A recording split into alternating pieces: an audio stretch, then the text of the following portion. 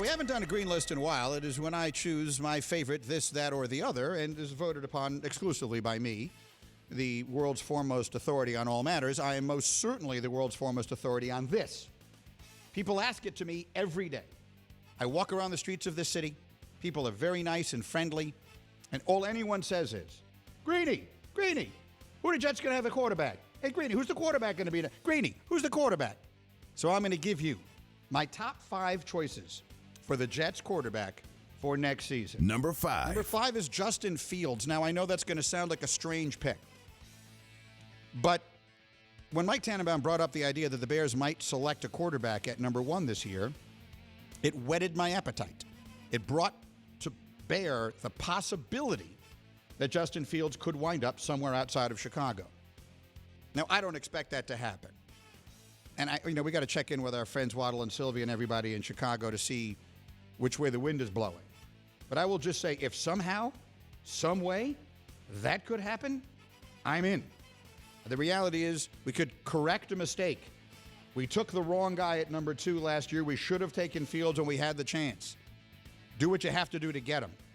I think he's going to be a star. Now, and you give him the weapons we have? You kidding? We got the Ohio State receiver right there, the Garrett Wilson. So, to me, again, I consider it unlikely. I would put it higher, except I consider it so unlikely. But if that's a possibility, I'm in. Number 4. At 4, I put Derek Carr. I don't love it. I just think there are horses for courses, right?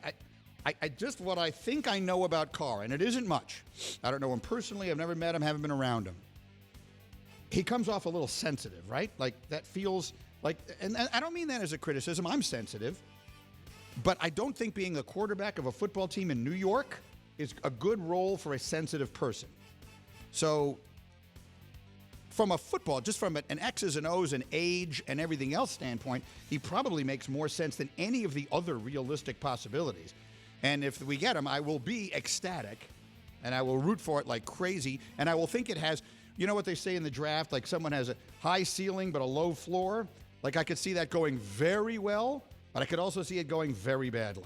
So that one would worry me a little bit. That's why I put him at number 4. Number 3. I have to put Tom Brady in this conversation somewhere, don't I? I mean, look, do I want Brady on the Jets? No. But do I think that if for whatever reason he decided he wanted it, that he wanted to be in New York, that he wanted to go up against Belichick and stick it to Bill with the franchise that Bill hates more than anything in the world, do I think that Tom Brady playing in this Jets offense would have a chance to be really good? Because the Jets offensive line is going to go from 0 to 60 like that. They've got good players who were just not healthy this year. The law of averages, and maybe Mekhi Becton sort of throws off the law of averages because of his weight, but if those guys are healthy, the Jets should have a good offensive line this year. I have to put him somewhere in the conversation, right? Like, we can't just pretend that that's not out there. People are bringing it up. Why are you smiling at me? Because from everything that I know about what you've told me about your father, he would not want Tom Brady on the Jets, and I'm surprised that you would. He would be disgusted. Disgusted. My father, Michael, I'm giving up my tickets. We signed Tom Brady, Michael. I'm giving up my tickets. Number 2. At number 2, I'm putting Lamar Jackson. Lamar Jackson is just so expensive. Like, I mean, in a vacuum, Lamar Jackson is by far the best option. He's 26 years old.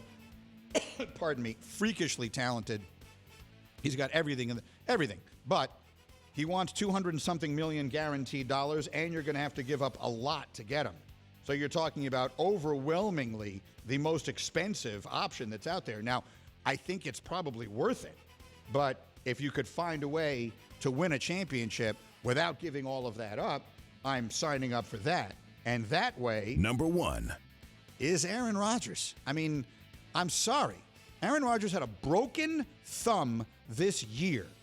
No, people are underplaying the significance of that. He played the whole year with a broken thumb. The idea that he has lost the ability to throw the ball, guys like him don't lose the ability to throw the ball. You bring him in for one season. It's all it takes. Everyone's like, it's a 1 year. The asterisk in all of this is the June 1st of it all. They can't realistically trade him until June 1st because of their salary cap considerations, all of these reasons that I won't bore you with. But the reality is, if he's leaving Green Bay, he is most likely not doing it until June 1st, and that mucks up the works. But I love him.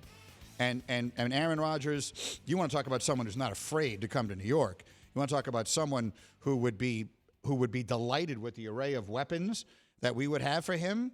That would be my number one choice. If there's anything I can do to make it happen, I'm in.